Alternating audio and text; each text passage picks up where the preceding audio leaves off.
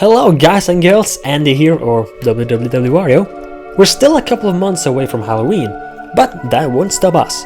Welcome to the top 5 creepy things within Zelda. The Zelda games can be creepy. Not only Zelda, but video games in general. And you often find yourself thinking, is this game really suitable for kids? I love that though. I love creepy stuff. That's good stuff. Yep. Like always, do keep in mind that this is my personal list with my personal opinions based on my personal experiences with them. So grab your popcorn, soda and chips, or as we say here in Norway, potato gold, and prepare for a spooky time.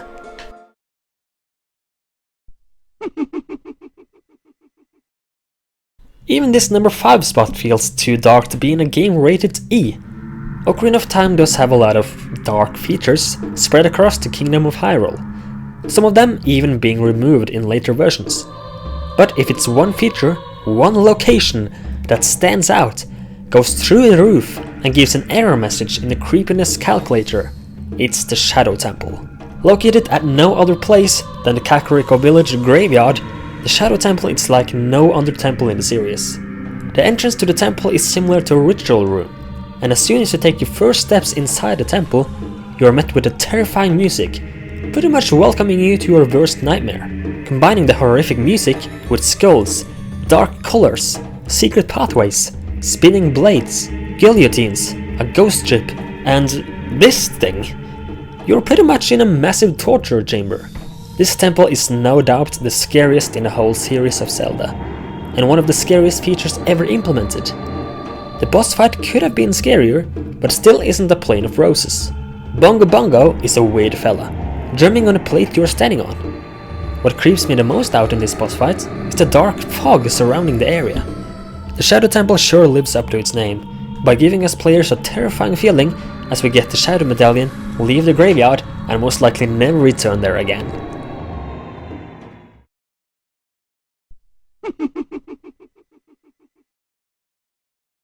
The moon! No, not that moon. Let me see. Where is it again? Oh yeah, here we go. For all of you who have played Majoras Mask, you know the game is emotional, depressing, and dark compared to the other Zelda games. I often regret I didn't play the game as a kid, but other times I thank myself for waiting. And I really feel sorry for the people who probably see this face in their dreams every night. Who can forget the most terrifying face ever to exist in Zelda? Majora's Moon is the main threat in Majora's Mask, and it comes closer and closer to Earth every second, and will crash and kill everyone in 3 days. And the creepy thing, no matter where you are in Termina, you will see the face of terror. In the swamp, you will see the moon. Clocktown, you will see the moon. Great Bay, you will see the frickin' moon. I don't really need an explanation to why this moon is so terrifying. I could always just show you a picture and play this scary music in the background, but maybe some of you are going to bed soon, so I won't ruin your night.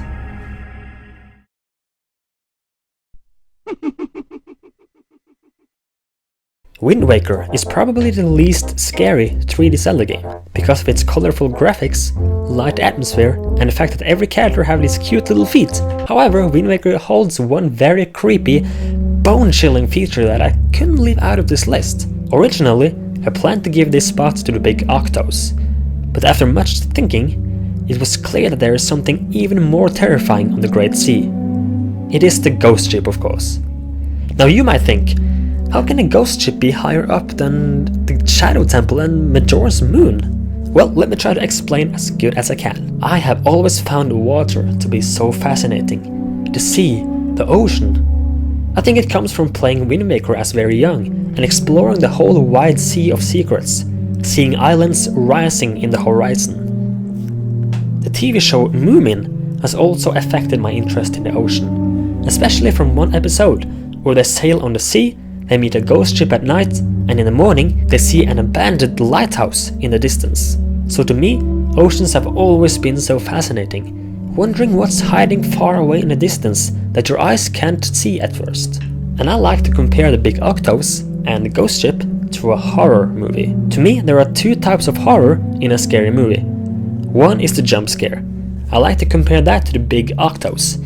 I was always afraid of sailing while playing Windwaker as young, because I didn't know where the Octos would be, and I knew a cyclone and a thunderstorm would suddenly appear if I were to run into one. Similar to a jump scare, it's at that exact moment you get afraid, but afterwards it's all okay.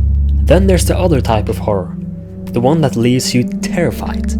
The feeling where you don't jump because of a loud noise or a sudden change, but something terrifying that will leave you thinking afterwards. And this is where the ghost ship comes into place. The first time many of us first get to know about the ghost ship is in Lenzo's house at Windfall Island, where a picture of the ghost ship is seen on the wall. If you haven't played this game before, you start to think, what if this really is out there somewhere? You find the ghost ship map in an old cave late in the game, filled with ancient broken shipwrecks, and combining that with the Wind Waker's cave soundtrack, you really get a special atmosphere as you climb to the top and find a map to the haunted boat. Getting the map and you will soon learn that the ghost ship is located at specific islands at night, depending on how the moon is shaped. And going to these islands at the right time, and a thunderstorm will start, and as lightning strike, you will see a transparent ship sailing around the area. This creeps me out even today. And the worst thing is, you don't even need the map to find the ghost ship at all. I remember the first time I encountered the ship. I was sailing at night, and lightning started to strike, and soon enough, I saw a ship far away in the horizon. I was absolutely terrified, as I had no idea what it was back then. It's not only creepy, but also so special in its own way, and after completing the ship, you will never get to see the ship again on that file save. I often copied the file before entering the ship, just so I could admire the fascinating ghost ship over and over again.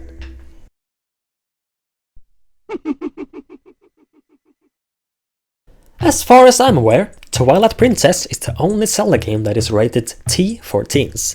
I never really understood why, but once I played through the game again some months ago, I think I found at least one of the reasons.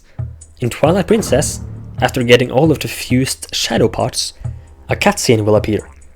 There is no need to explain. Just watch.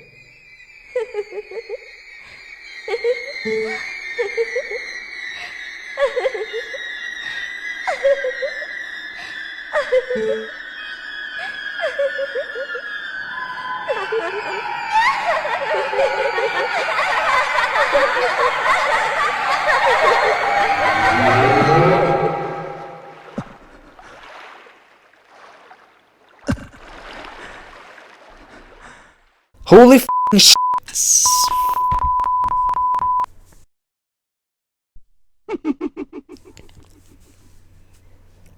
There are so many things to choose from when it comes to a list like this. But to top off my list, we once again enter the world of Termina in Majora's Mask. Maybe some of you have seen this coming, but the creepiest thing in Zelda, in my opinion, is the smiling, purple-clothed Happy Mask salesman. I've already made a whole video talking about this bad boy, but for those of you who haven't watched it, here's a small summary. He says he has been following you. He actually acquired Majora's Mask, the darkest mask in the world. He says he had to leave in 3 days, the exact time when the moon will fall and kill us all. He has that famous out-of-this-world creepy laughter. He has a terrifying expression. He has so many weird and sad masks on his backpack. Where did he get all these anyways? And when the moon falls, he laughs and says, "You've met with a terrible fate, haven't you?" And in the ending of the game, he walks away and just disappears. The fact that it says Link only have 3 days on him, the fact that the mask salesman has been stalking Link, the fact that he laughs whenever Link fails and dies, the fact that he vanishes in front of our eyes. Is he a demon? Was he planning Link's death all along? Whatever it is, it's no doubt that this fella is a weird fella. A guy who we can't really understand, but he still plays such an important role in the game.